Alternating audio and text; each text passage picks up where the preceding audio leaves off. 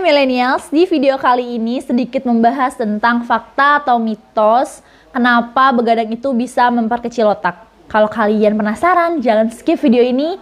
Mari kita lanjut. Pasti dari sebagian kalian millennials suka yang namanya begadang. Ya nggak sih? Kalau misalkan begadang untuk tugas kuliah atau tugas kantor untuk lembur, pasti dong. Nah, tapi tahu nggak sih ternyata faktanya begadang itu nggak baik untuk kesehatan. Yang pertama, bisa mengurangi kadar darah merah kita yang ada di dalam tubuh itu larinya ke otak. Jadi pagi-pagi itu biasanya kalau misalnya orang yang sering begadang pasti kayak ngerasa pusing, terus kerasa kayak berat di kepala gitu. Nah, itu juga disebabkan kalau misalkan millennials terlalu banyak begadang. Dalam seminggu millennials begadang aja itu bisa menambah penyakit-penyakit yang ada di dalam tubuh itu menambah gitu. Jadi sangat disarankan untuk tidak begadang terlalu sering. Nah, sebenarnya boleh nggak sih begadang?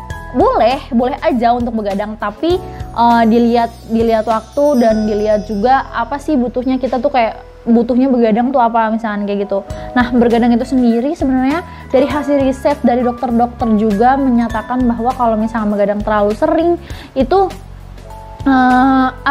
memperkecil otaknya itu semakin cepat gitu. Jadi kayak kelumpuhan otak bisa terjadi, terus udah gitu meningitis juga bisa terjadi. Wow, meningitis kayaknya serem ya nggak sih milenial, serem kan. Nah itu karena kenapa selalu disarankan kepada orang-orang yang pekerja, mahasiswa atau orang-orang yang sibuk dalam urusannya mereka masing-masing itu disarankan untuk tidur 6-8 jam aja sebenarnya millennials. 6-8 jam untuk istirahat itu udah cukup banget sebenarnya.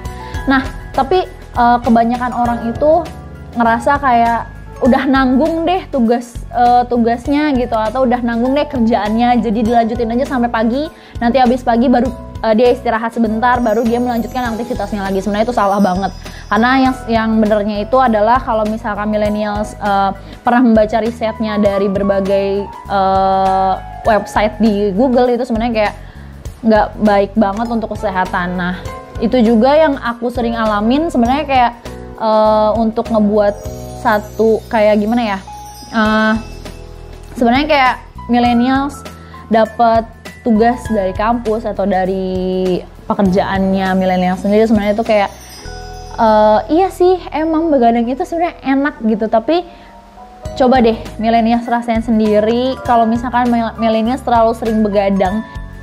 Oke millennials, itu adalah beberapa dampak dan penyakit kalau kalian millennials sering banget nih begadang.